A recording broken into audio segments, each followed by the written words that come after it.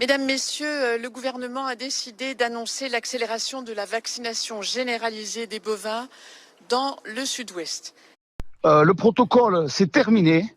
Madame Genevard, elle fait ses cartons, elle met son protocole dedans et elle s'en va. Elle s'en va, on n'a plus confiance en elle. Elle ment tous les 2 jours. Elle nous avait dit qu'on ne signerait pas le Mercosur. Jeudi, on nous parle de signer le Mercosur. Mercosur, c'est l'espèce de passage en force auquel nous assistons aujourd'hui de la part de la Commission européenne et de sa présidente, d'avoir scindé d'abord cet accord en 2 parties pour pouvoir éviter de passer devant les parlements nationaux pour la ratification de ce volet qui nous met en difficulté. Le Mercosur est l'illustration de ce que je vous disais tout à l'heure.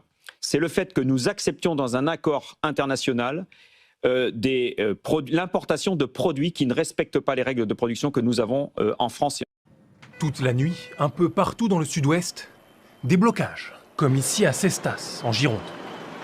Un cortège de tracteurs pour barrer l'accès à l'autoroute A63. Au cœur des contestations, la gestion du gouvernement de l'épidémie de dermatose. Les éleveurs dénoncent l'abattage systématique de troupeaux entiers et la lenteur du déploiement de la campagne de vaccination. Aujourd'hui, ils nous annoncent 800 000 doses pour 16 millions de vaches, et je pense qu'il y a un manque. Et ensuite, il faut changer la procédure. Il faut isoler les troupeaux, il faut mettre en quarantaine, il faut faire des analyses de sang, mais on n'abat pas un troupeau parce qu'une vache réagit, c'est pas logique. Hier, plus de 1000 agriculteurs étaient mobilisés, notamment à Millau, en Aveyron, où des pneus et du lisier ont été déversés devant la sous-préfecture. L'action d'aujourd'hui, c'est un ras-de-bol contre l'État. C'est bien cibler l'État et notamment la ministre de l'Agriculture sur l'abattage des cheptels.